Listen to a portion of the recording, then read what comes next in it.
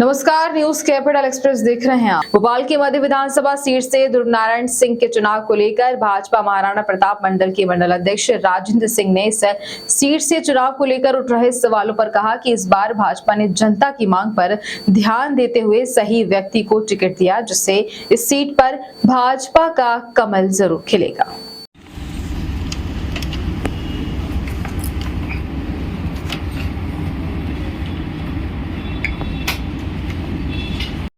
नहीं ठीक है ना, सवाल आपने 1 to 1 किए तो जो पूछोगे बताना पड़ेगा। नहीं वो क्वेश्चन भाई मैंने गलत जवाब नहीं दिया। भाजपा ने ध्रुव नारायण सिंह को उतारा है, आप मंडल अध्यक्ष हैं, पार्टी की ओर से इस बार क्या कहना चाहेंगे?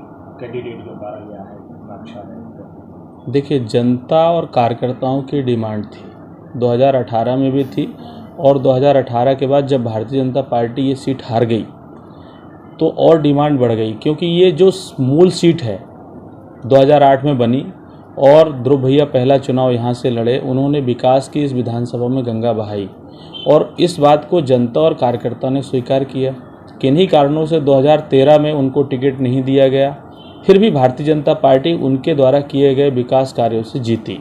पर 18 में जो विकास कार्य होने थे वो कहीं न कहीं ना होने की वजह से या और भी बहुत सारे कारण थे जिनकी वजह से 18 में हमारी पार्टी इस चुनाव को लूज की। अब मेरा ये कहना है कि 5 साल हो गए कांग्रेस के विधायक ने भी जनता के बीच में कोई काम नहीं किया। भोपाल शहर की आप हुजूर विधानसभा देख लीजिए, नरेला विधानसभा देख लीजिए, गोविंदपुरा विधानसभा देख लीजिए और मध्य विधानसभा देख लीजिए। वर्तमान परिस्थिति में मध्य विधानसभा शहर का बहुत बड़ा अंग है, लेकिन विधायक की निष्क्रियता, फिरका परस्ती, बयानबाजी की वजह से आज ये विधानसभा विकास से बहुत पीछे हो गए। हमारे इस विधानसभा के बहुत सारे युवा बेरोजगार हो गए। अतिक्रमण लगातार पुराने शहर पर है, उस पर कोई बोलने वाला नहीं। विधायक ने जुआड़ियों सटोरियों को ही संरक्षण दिया और उनका चुनाव तो जुआड़ी और सटोरी चला रहे। हम सब ने डिमांड की थी और पार्टी ने हम सब की बात को, जनता की बात को सर्वे के आधार पर ध्रुव नारायण सिंह जी को 3 महीने पहले टिकट दिया। वो फील्ड में लगातार सक्रिय हैं, सभी लोगों से। किस तरीके का समर्थन जो है आपको जनता के बीच में जाने से मिल रहा है? कहाँ आपको विरोध का सामना झेलना पड़ रहा है?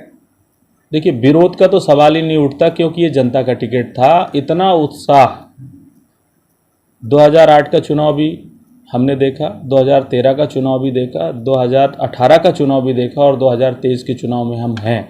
जितना उत्साह जनता और कार्यकर्ताओं का ध्रुव भैया को टिकट मिलने की वजह से है, जितना जन समर्थन मिल रहा है शायद ही पहले कहीं मिला था।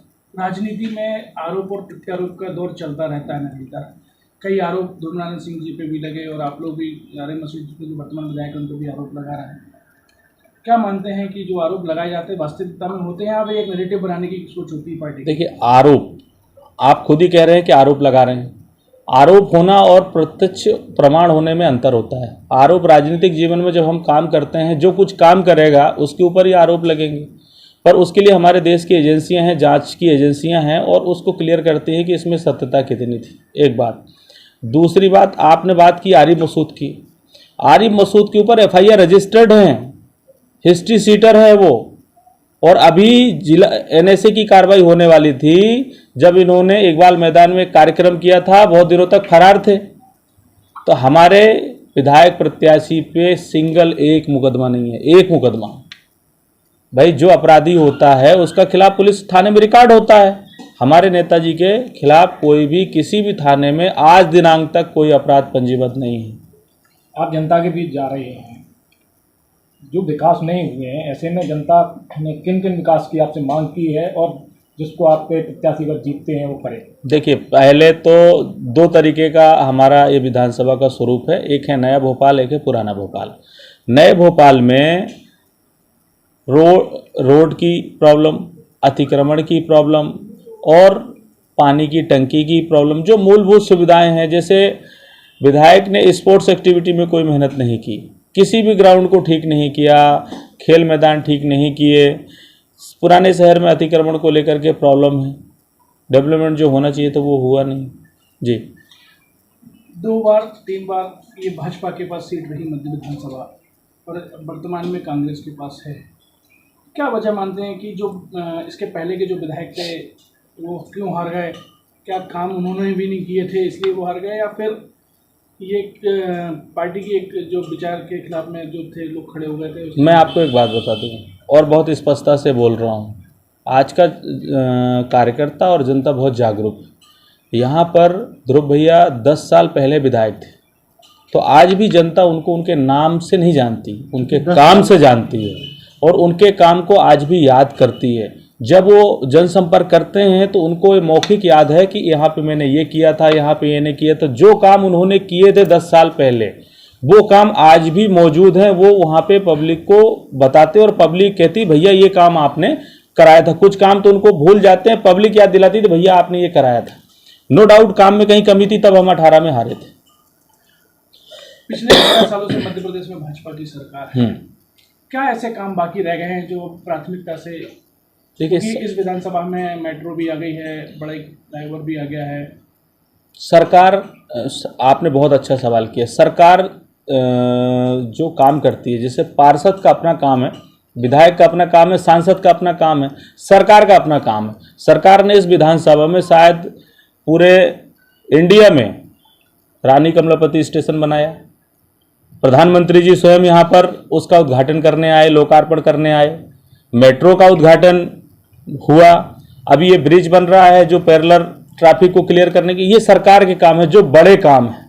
300 बेड का हॉस्पिटल बन रहा है, सुल्तानिया हॉस्पिटल।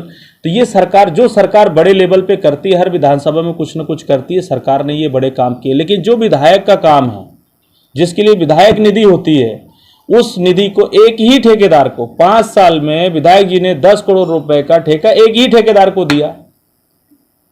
मैं आज दावे के साथ कहता हूं कि पिछले साल नगर निगम के चुनाव हुए थे।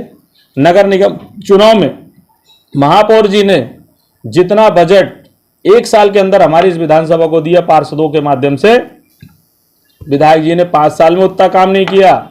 मतलब उनका जो बुक छपा के रखते हैं कि हमने बुक छपवाया, 2 लाख रुपए का पेविंग ब्लॉक लगाया, एक 2000 का बोर्ड लगा दिया और उसकी बुक छपवाते हैं।